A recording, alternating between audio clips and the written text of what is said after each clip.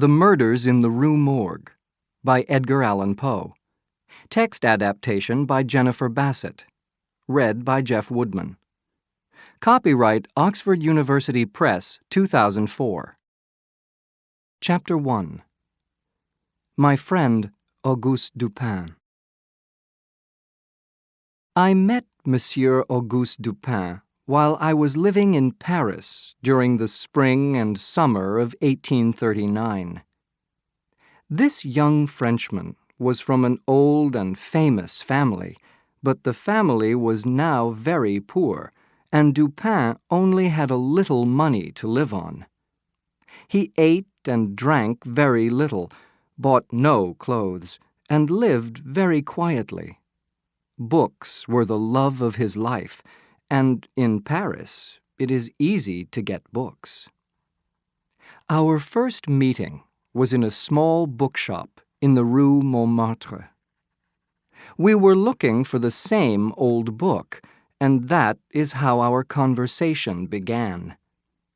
We met again and again, and were soon very friendly. He knew much more about books than I did. Conversation with a man like him was very helpful for my studies, and after a time we agreed to find a house and live there together for the time of my stay in Paris. We found a house in a quiet street in the Faubourg Saint-Germain. It was a very old house and was neither beautiful nor comfortable, but it was right for us and our strange way of life. We saw no visitors, had no friends, and lived only for the night. When morning came, we closed all the shutters on our windows, and in this half-light we spent the day reading, writing, or talking until the true darkness came. Then we went out into the streets and walked for hours among the wild lights and shadows of the crowded city. During these night walks, I learnt how clever my friend was. He could think so clearly and understood so much. He could read other people's thoughts as easily as writing on a wall. He often said with a laugh that people had windows in their faces and that he could see through them. Sometimes he read my thoughts in ways that surprised me very much. One night, we were walking down a long street near the Jardin du Luxembourg. We were both thinking, and for 15 minutes we did not say a word.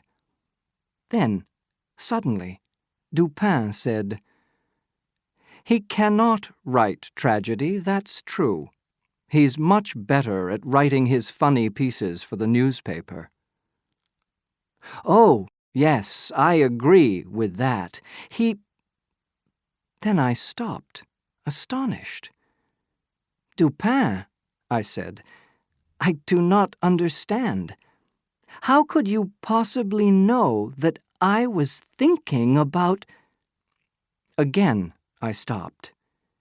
Did Dupin really know who I was thinking about? "About Chantilly," Dupin said. "You were saying to yourself that he was a good writer, but he cannot write tragedy." "Yes, that's true," I said. "I was thinking that. But tell me, please, how did you know?" This Chantilly wrote for one of the Paris newspapers. He wrote about Paris and Parisians in a way that was both clever and very funny. But then he wrote a book, a long story about the ancient Greeks and Phaedra, the wife of King Theseus. It was, everybody in Paris agreed, a very bad book. It was the apple seller, replied my friend. The apple seller began the thoughts that took you to Chantilly and his book. The apple seller? I said, astonished. But I don't know any apple sellers. My friend was happy to explain. Some minutes ago, we passed an apple seller who was carrying a big box of apples on his head, taking them to the fruit market. He didn't see you, and you had to jump out of his way. There were holes in the street, and you turned your foot in one of these holes and nearly fell. I remembered this now, but how did the apple seller take us to Chantilly? You looked around, my friend went on, and saw all the other holes and broken stones in the street, and then you looked up a little angrily to see the name of the street. You were thinking, I am sure, that it was a dangerous street to walk down in the dark when you could not easily see the holes. Then we turned a corner into the Rue Racine. Here, the stones were new and unbroken, and you looked up, pleased, to find the name of this street. This name began a new thought. You smiled a little and shook your head. The famous Racine, who wrote a play about Phèdre in 1677, was a better writer than Chantilly will ever be. And you remembered that when Chantilly's book first came out, the bookshops called Chantilly the New Racine. Everybody in Paris laughed at poor Chantilly because of that. I was sure that you were thinking of that when you smiled. And when you shook your head, I knew you were thinking of poor Chantilly's book. Chapter 2. The Murders. Not long after that night, we were looking through the Gazette, an evening newspaper, when we saw this. Terrible murders. At about 3 o'clock this morning, people living in the Saint Roch quarter were woken from sleep by a number of terrible screams. The screams came from the 4th floor of a house in the Rue Morgue, which belongs to a Madame L'Espanaye and her daughter, Mademoiselle Camille L'Espanaye.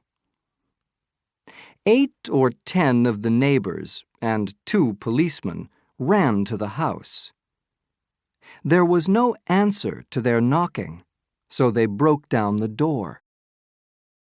When they got into the house, the screams stopped, but while they were running up the stairs, they could hear 2 angry voices at the top of the house. When they arrived at the 2nd floor, the voices stopped, and everything was silent. The neighbors hurried from room to room, but found nothing until they came to a large room at the back of the house on the 4th floor. This room was locked, with the key on the inside. They broke the door open and saw in the room something which was both horrible and astonishing. Chairs and tables were broken and lay in pieces everywhere. There was one bed, and the mattress from it was now on the floor in the middle of the room. In front of the fireplace, on the floor, was a razor, with blood on it, and some long gray hair, with blood on the end. Also on the floor were 3 large silver spoons and 2 bags which contained nearly 4,000 francs in gold. A small strong box was found under the mattress. It was open, with the key in the lock, and contained only a few old letters. At first, they thought there was nobody in the room, but when they looked up the chimney, they found, horrible to describe, the dead body of the daughter, head downwards. It was difficult to pull the body out because the chimney was so narrow. The body was still warm. There were deep cuts on the face, and around the neck there were dark bruises and the marks of fingers. The neighbors looked in all the other rooms, then went down into the small yard at the back of the house. There, they found the dead body of Madame L'Espanaye. Her neck was very deeply cut, and when they tried to lift her, the head fell off. There were terrible bruises all over the body. At the moment, the police say, there are no answers to this horrible mystery. Chapter 3. What the Witnesses Said. Dupin said nothing about these horrible murders that evening, but I knew he was interested, because the next day he opened the morning newspaper at once. There was a lot more about the mystery. The Tragedy in the Rue Morgue. The police have talked to many people about this terrible tragedy. This is what witnesses have said, but nothing so far can explain the mystery in any way. Pauline Dubourg, washerwoman. I've known Madame and her daughter for 3 years. I do their washing for them, and they pay very well. People say that the old lady was rich, but I don't know about that. I never saw anybody in the house when I went to get the washing or to take it back. I think they lived only on the 4th floor of the house. Pierre Moreau, shopkeeper. I have lived all my life in this quarter. The house in the Rue Morgue belongs to Madame L'Espanaye, and she and her daughter have lived there for 6 years. Madame sometimes came into my shop, but I didn't see the daughter very often. The two of them lived very quietly. In 6 years, I never saw anybody go into their house except the postman and the doctor. Many other neighbors said the same thing. There were no visitors to the house, either friends or family. The shutters of the windows, front and back, were nearly always closed, except for the large back room on the 4th floor. Isidore Mousset, policeman.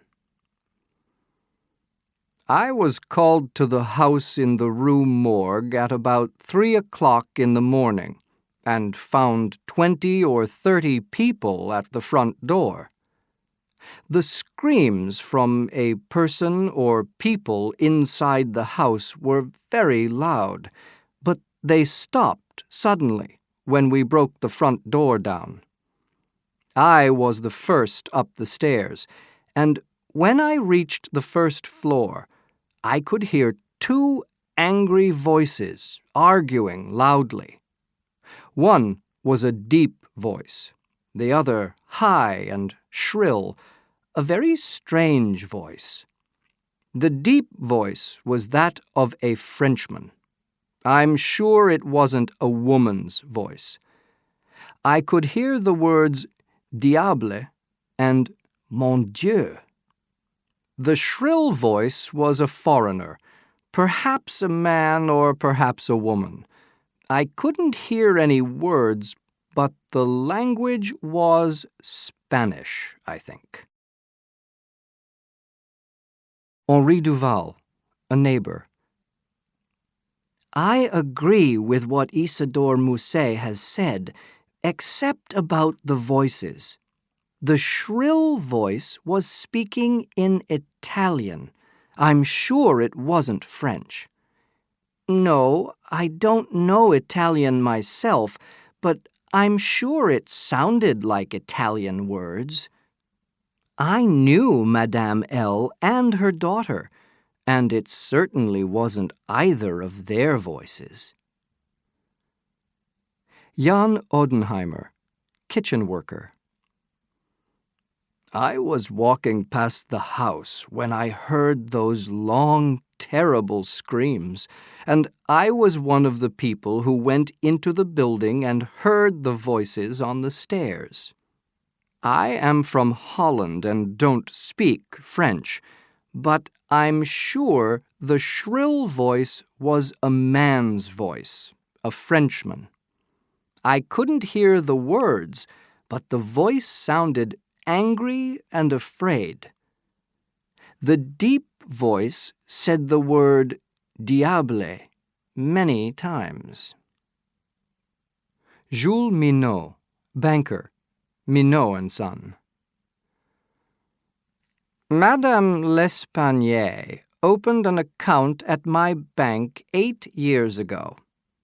She did not often take money out of her account, but 3 days before her death, she took out 4,000 francs. This money was paid in gold, and a clerk took it to her house in the Rue Morgue. Adolphe Lebon, bank clerk at Minot and Son. On Monday, at about 12 o'clock, I went with Madame L'Espanaye to her home, carrying the 4,000 francs in 2 bags. When Mademoiselle L'Espanaye opened the front door, she took one of the bags, and then Madame took the other bag. I said goodbye and left. There was nobody in the street at that time. William Byrd, musician. I'm an Englishman, and I've lived in Paris for 2 years. I went into the house with the others and heard the voices on the stairs. The deep voice was that of a Frenchman. I remember hearing the words Mon Dieu. I also heard a sound like people fighting. The shrill voice was very loud, louder than the deep one. It wasn't an Englishman's voice. I think it was a German, possibly a woman. No, I don't understand German.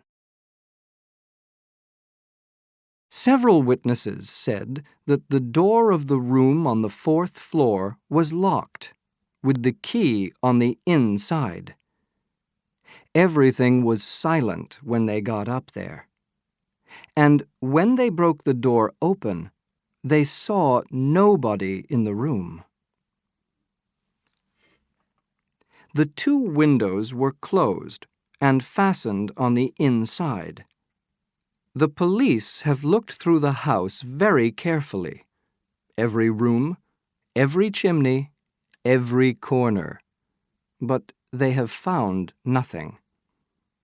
The witnesses do not agree about the time between hearing the voices and breaking open the door. Some say it was 3 minutes. Others say 5 minutes. Alfonso Garcia, cook. I live in the Rue Morgue, but I come from Spain. I was too afraid to go upstairs, but I heard the voices arguing. The deep voice spoke in French, and the shrill voice was that of an Englishman. Yes, I'm sure. No, I can't speak English, but I know what it sounds like. Alberto Montani, fruit seller. I was one of the first up the stairs and heard the voices. A Frenchman with a deep voice saying something angry, and a shrill voice which spoke quickly and unclearly. I think it was the voice of a Russian. Yes, I'm Italian. I've never spoken to a Russian person. Paul Dumas, doctor. I was called to see the bodies at daybreak. Both of them were then lying in the room on the 4th floor. The young lady's body was bruised and cut all over when it was pushed up the chimney. The face was blue-black, the eyes were half out, and the neck was badly bruised, with deep red marks made by very strong fingers. These marks show how she died. The mother's body was also horribly bruised, and all the bones of the right leg and arm were broken. How was this done? I don't know. Perhaps by a heavy piece of wood, like a table leg. A razor was used to cut the neck, and the head was no longer joined to the body. All this was done by a very strong person, a man, and a very strong one. There has never been a crime in Paris as mysterious as this one. How did the murderer or murderers escape from the house? The door to the room was locked. The windows were fastened. All the chimneys in the house are too narrow for a person to get through. There are no back stairs, and the door to the roof is very old and impossible to open. Whose voices did the witnesses hear? Why was the money left in the room? The police have no answers to these questions. Chapter 4. Auguste Dupin visits the Rue Morgue. Dupin read all this with great interest, and was the first to open the evening newspaper when it arrived. He read silently, and then said, "There is nothing new about the murders, but the police have arrested Adolphe Le Bon. Why, I don't know." He looked at me. "Well, my friend, what do you think about these murders?" "It's a great mystery," I said. "It will be impossible, surely, ever to find this murderer." "We must not say impossible just because the police have done nothing," said Dupin. "The Parisian police do find the answers sometimes, but that is usually because of hard work, not because they are clever. Very often, you see, they don't think clearly. They look very hard at one or two things, but they don't see everything. You remember the saying, 'They can't see the wood for the trees'? Well, sometimes it's important to stand back and look at the whole wood and forget about the trees. Now, why don't we do a little detective work ourselves and go round to the Rue Morgue. Adolphe Le Bon was once very helpful to me, and I would like to help him, if I can. I know the police inspector, and I'm sure he will say that we can look round the house. So, shall we go? We went that same afternoon. We found the house easily, because there were still people in the street looking up at the closed shutters. It was the usual kind of Parisian house, with nothing surprising about it. Before we went in, we walked up the street, turned down a narrow side street, and turned again to walk past the back of the building. Dupin looked at everything: the ground, the walls, the windows, the shutters, but I did not know what he was looking for. Then we went inside, and a policeman took us up to the 4th floor. The 2 dead bodies still lay there, with the broken chairs and tables all around them. Again, Dupin looked at everything, the room and the bodies, very carefully.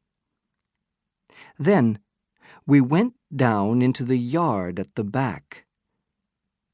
It was dark when we left the Rue Morgue, and on our way home, Dupin went in for a moment to the office of one of the daily newspapers. That evening, my friend would not answer any of my questions. But the next day, he suddenly asked me, "Did you see anything peculiar in that house in the Rue Morgue?" I don't know why, but his question made me afraid. "No, nothing peculiar," I said. "Well, nothing more peculiar than what we both knew from the Gazette." "Neither the Gazette nor the police," said Dupin, "understand much about these murders. The police are puzzled by all the questions which they cannot answer. What was the motive for the murders? Why were the murders so brutal? Whose were the voices? How could these people get out of the house when the neighbors were running up the stairs? Why was everything broken in the room? Why was the girl's body up the chimney? Why did the old lady have so many broken bones? I'm afraid the police are making the mistake that many people make. They think that because the crime is so unusual, they can never explain it. But they are wrong. It is more helpful to have an unusual crime, because that will make us think harder and ask the right questions, and, in the end, find the answer. We must not ask the question, "What has happened?" We must ask, "What has happened that has never happened before?" The answer to this mystery is not really difficult at all. I think I know it already. I looked at him, astonished, and could not say a word. "I am now waiting," he went on, "for a person who is probably not the murderer himself, but who certainly knows something about the murders. He will arrive here, in this room, at any moment. I hope and think he will. And if he does come, it will be necessary to stop him leaving. Here are 4 guns, 2 for you and 2 for me. We both know how to use them, if we have to. Chapter 5. The Mysteries of the Voice and the Window. I took the guns, but I didn't really understand why, or who we were waiting for. So I was pleased when Dupin began to explain his thoughts to me. "Now, let's think," he said, "about those angry voices heard by the neighbors running up the stairs. Think about the newspaper reports of what the witnesses said. Do you remember anything peculiar in what they said?" "Well," I replied, "all the witnesses agreed that the deep voice was that of a Frenchman, but none of them agreed about the other voice, the shrill one. They all thought something different." "Yes, that was what they said, but you haven't understood what's peculiar about it," said Dupin. "The peculiar thing is not that they disagreed, but that they all thought it was the voice of a foreigner. Each witness thought the voice spoke a language that they didn't know. Look at this list." He showed me a piece of paper. One Frenchman thought the voice spoke in Spanish, but he didn't hear any words. A second Frenchman thought the voice spoke in Italian because of the sound of the words, but he didn't know Italian himself. A Dutchman thought the voice spoke in French, but he himself didn't speak French. An Englishman thought the voice spoke in German, but he didn't understand German. A Spaniard thought the voice spoke in English. He couldn't speak English, but he knew what it sounded like. And last, an Italian thought the voice spoke in Russian, but this man has never spoken to a Russian person. So, what a strangely unusual voice this was, said Dupin. Speakers of 5 European languages did not hear one word, not one word, that they knew. It was also a strangely shrill voice. And was it a man's voice or a woman's? No one could tell.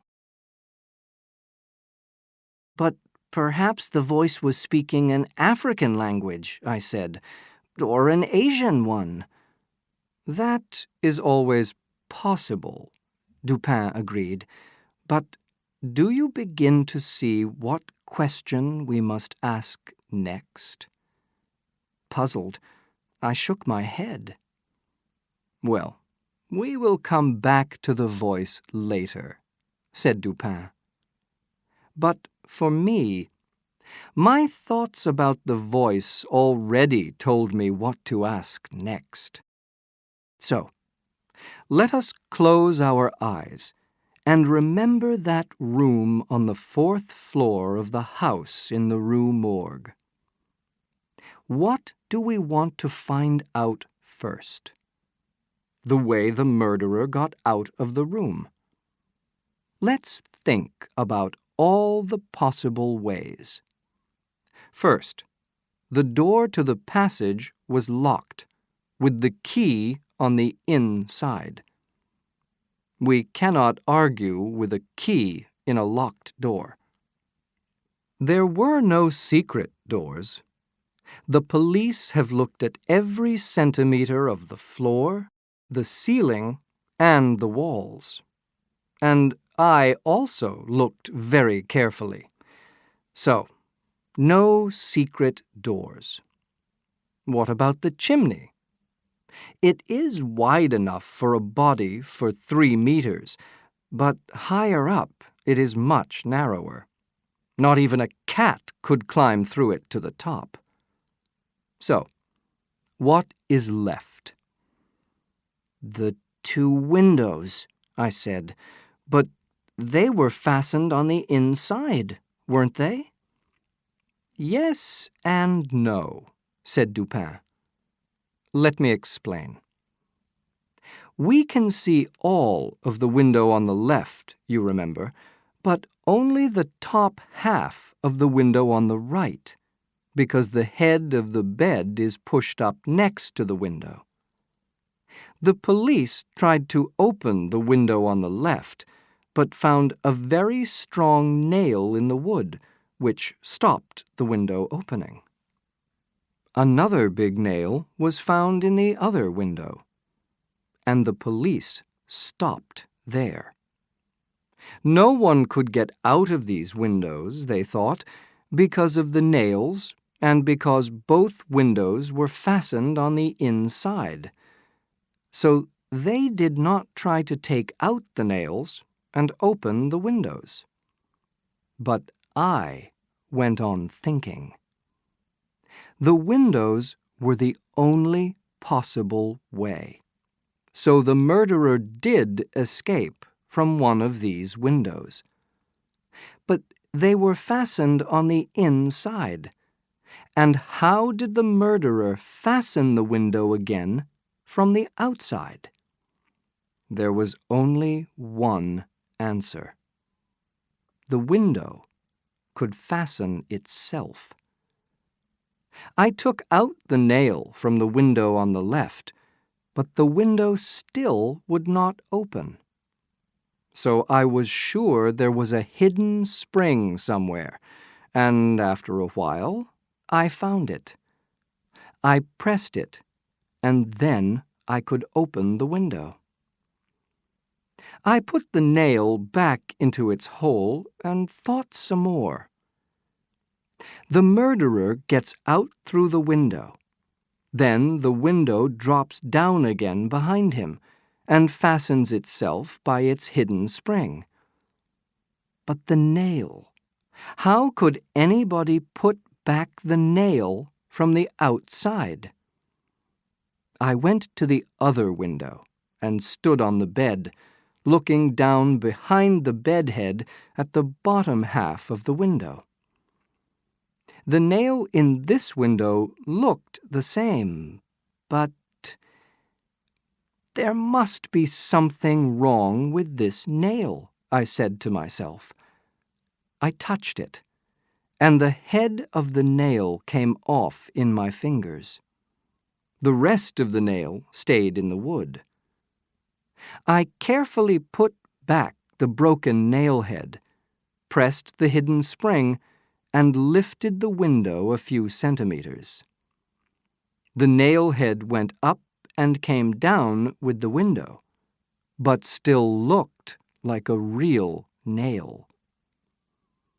So, I said, we know it was possible to escape through the window behind the bedhead, but the room was on the 4th floor.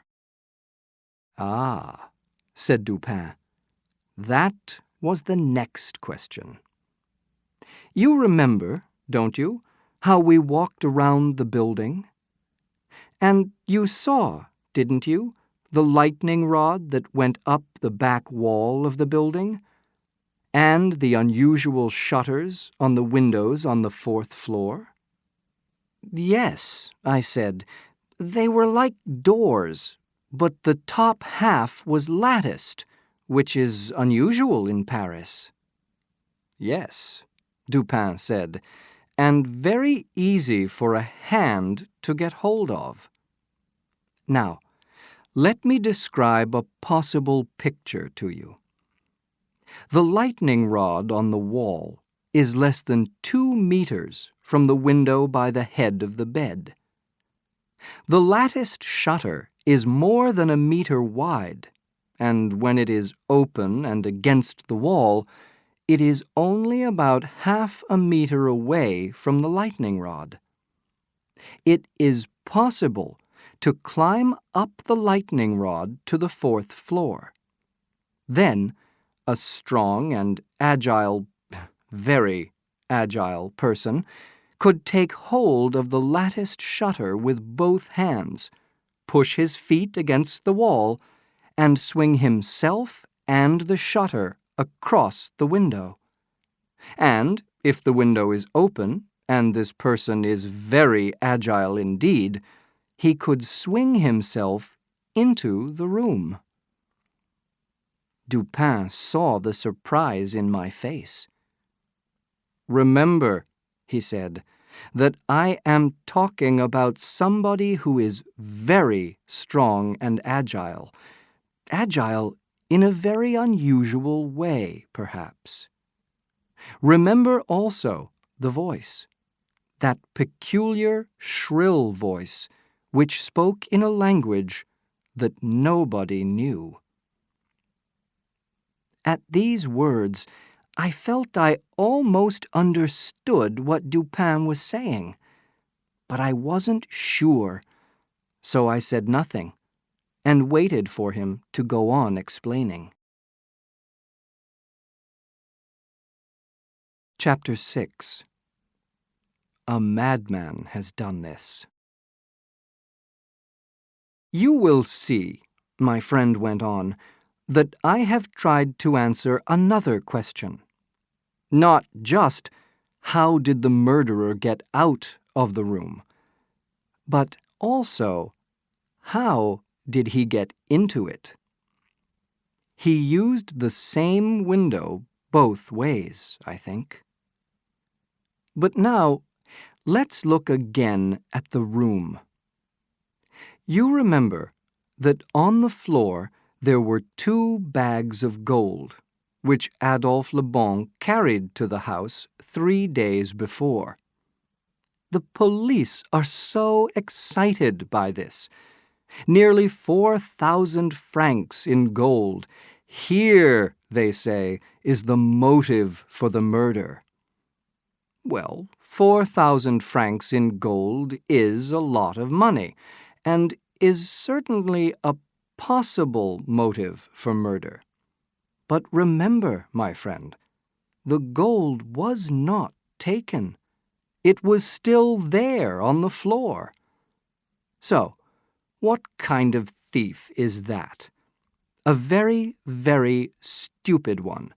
A thief who murders 2 women, and then, when he leaves, forgets to take the gold with him.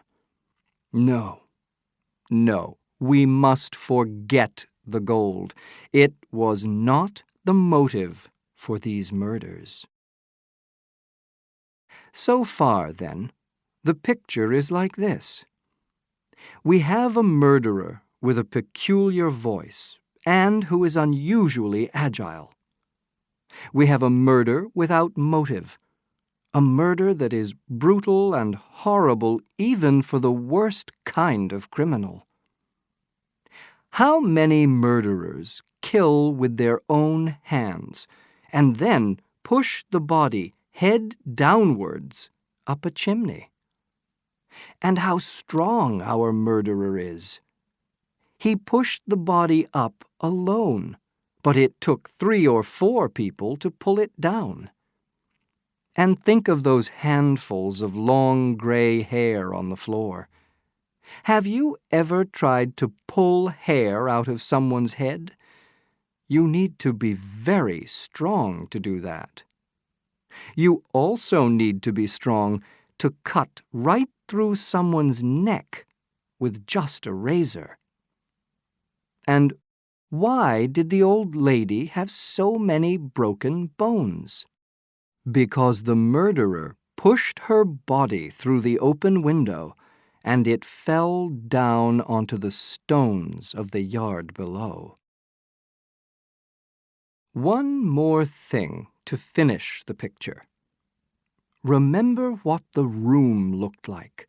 broken chairs and tables everywhere, the mattress on the floor, nothing in its place. Now, surely, our picture is finished.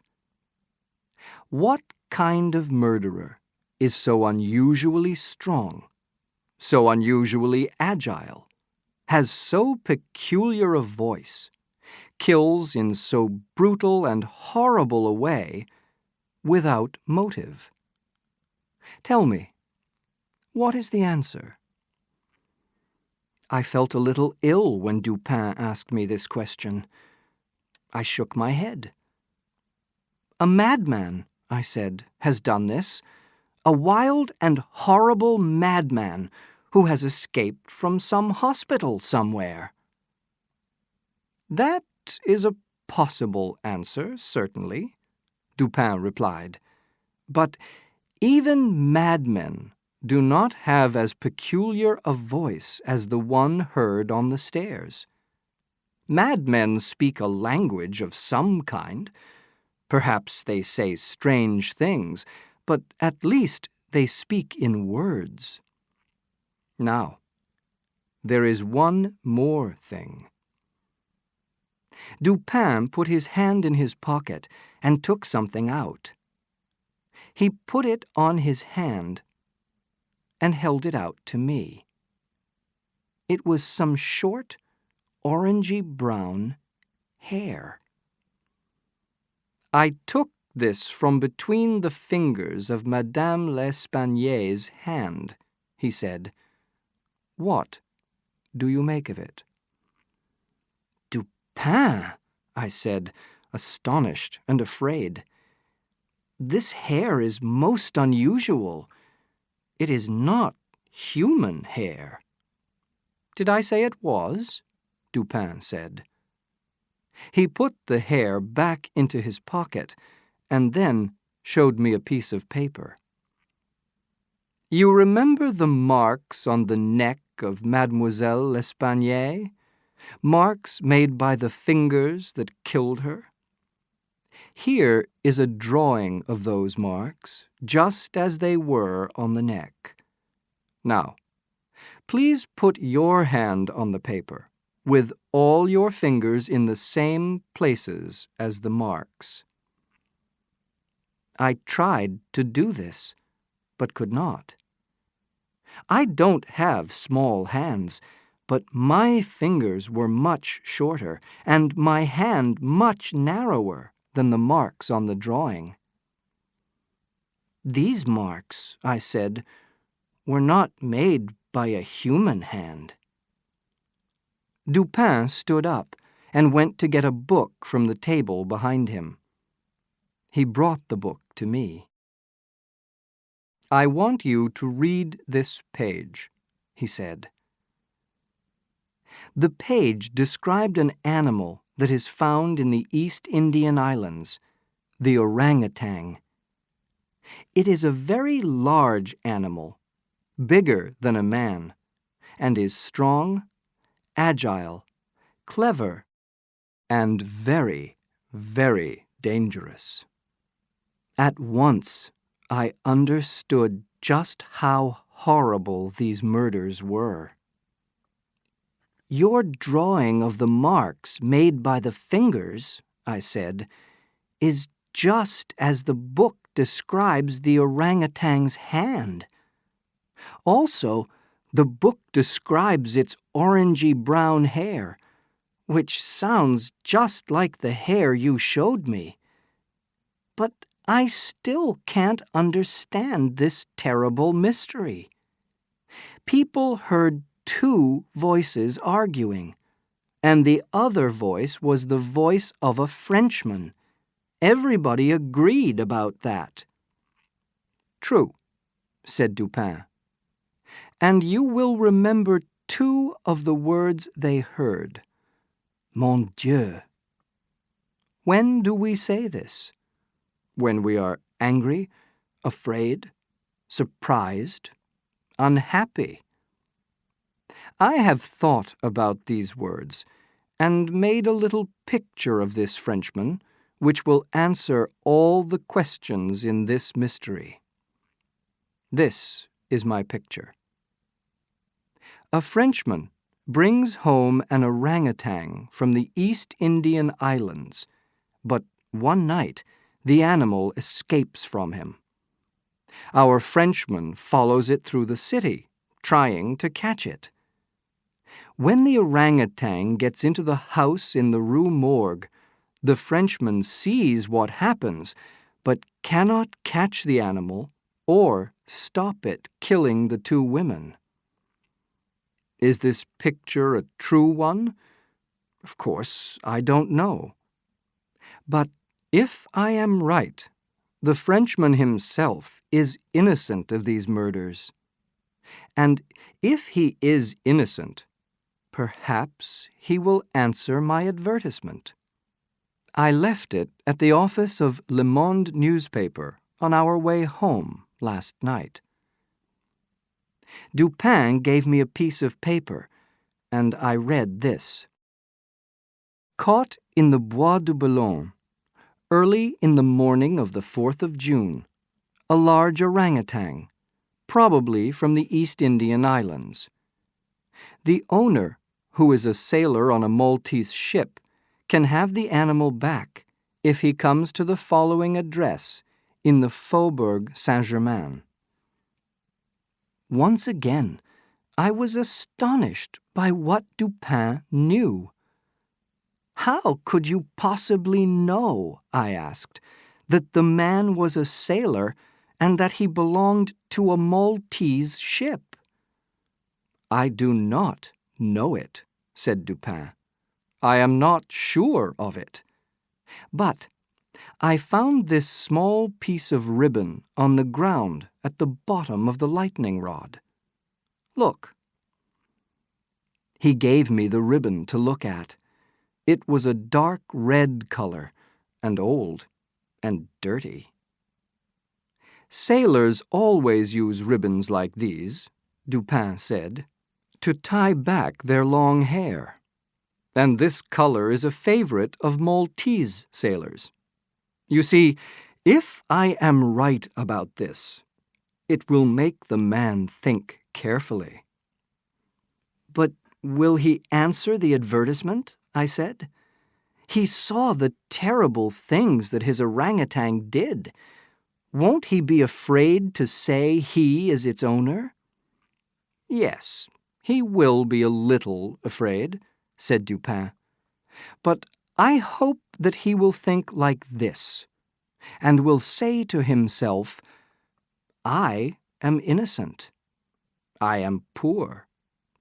I can sell my orangutan for a lot of money, and I don't want to lose that money. What danger am I in? They found the animal in the Bois de Boulogne, a long way from that house in the Rue Morgue. Who will ever know that the orangutan did those murders? Or that I saw what happened? The police know nothing. But this advertiser knows something about me. If he wants to, he can find me easily. If I don't answer the advertisement, perhaps he will think that I have something to hide. He will start asking questions about the animal, or about me, perhaps. No, it's better for me to answer the advertisement, get the orangutan back, and keep the animal hidden away for a time. At the very moment when Dupin stopped speaking, we heard the sound of feet on the stairs. Chapter 7. A Visitor for Auguste Dupin. Be ready with your guns, said Dupin, but don't use them or show them until I say.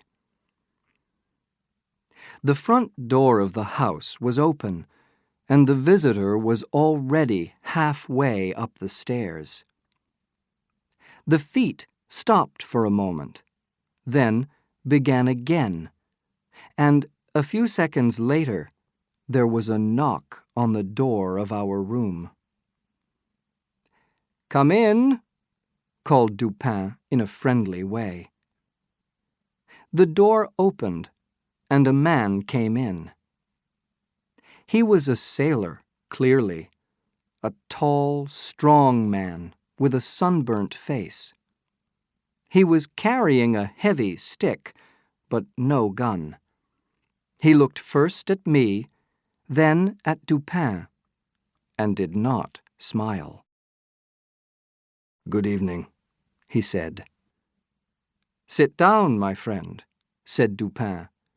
"You've come about the orangutan, yes? My word, what a fine animal that is! You're lucky to own him. Do you know how old he is?" The sailor sat down, and the worried look left his face. "No, I don't know," he said, "but he's probably not more than 4 or 5 years old. Have you got him here?" "Oh, no. We couldn't keep him in this house," Dupin said. "He's at a place in the Rue du Bourg, just round the corner. You can get him in the morning. Of course, you must show me that you are the real owner." "Yes, sir, of course," the sailor said. "I shall be sorry to lose the animal," said Dupin. "I'm very happy to pay something," the man said. "I know it's expensive keeping an animal like that." "Well," said my friend, "that's good of you. What shall I ask? Let me think. Ah, yes. This is what I want. You must tell me everything about these murders in the Rue Morgue." Dupin said these last words very quietly. Just as quietly, he walked to the door, locked it, and put the key in his pocket. He then took a gun from his coat pocket and put it slowly and quietly on the table in front of him. The sailor's face turned a deep red. He jumped to his feet and took up his heavy stick. But a minute later, he fell back into his chair and sat there, shaking, with a face now as white as death itself. He said not a word. I felt deeply sorry for him. "My friend," said Dupin in a kind voice, "there's no need to be afraid. Really, no need. You are not in any danger from us. I know very well that you yourself are innocent of these terrible murders in the Rue Morgue. But you do know something about them. You are not a murderer or a thief, and you have nothing to hide. But you must tell me the true story. The police have arrested an innocent man for these murders, and if you don't speak, this man will go to prison, perhaps lose his life." The sailor was silent for a while. Then he said, "God help me. I will tell you what I know. You will think it's a very strange story, but it's true. I am innocent, and I must help this other man if I can." This was the sailor's story. "I have just come back from the East Indies. While I was there, I visited the island of Borneo. There, I found and caught this orangutan. It is a wild and dangerous animal, and I had a difficult journey home. But at last we arrived back in France, and I took the animal to my house in Paris. I kept it hidden because of the neighbors, and I was planning to sell it as soon as possible for a lot of money. On the night of the 3rd of June, I was out late with some friends. When I got back home, I found the orangutan in my bedroom with my razor in its hand. The door to its own room was broken to pieces. I just didn't know what to do. The animal is dangerous at the best of times, but with a razor in its hands. On the ship home, I always used a whip to keep the animal quiet, so I went to find my whip now. But the minute the orangutan saw the whip, it ran out of the room, down the stairs, and jumped through an open window into the street. I was really afraid now. How could I catch it? The animal ran, and I followed. Sometimes it stopped and looked at me, the razor still in its hand. But when I got near, it ran on again. And so we went on. Luckily, the streets were very quiet because it was nearly 3 o'clock in the morning. Then, when we were going down a narrow street at the back of the Rue Morgue, the animal saw a light in a window on the 4th floor. Before I could do anything, the animal saw the lightning rod, quickly climbed up it, took hold of the latticed shutter, and swung itself through the open window. All this took less than a minute. The shutter then swung open again, back against the wall. At last, I thought, I can catch the animal now. But at the same time, I felt very worried. What was the animal doing in that room up there? I decided to follow it up the lightning rod at once.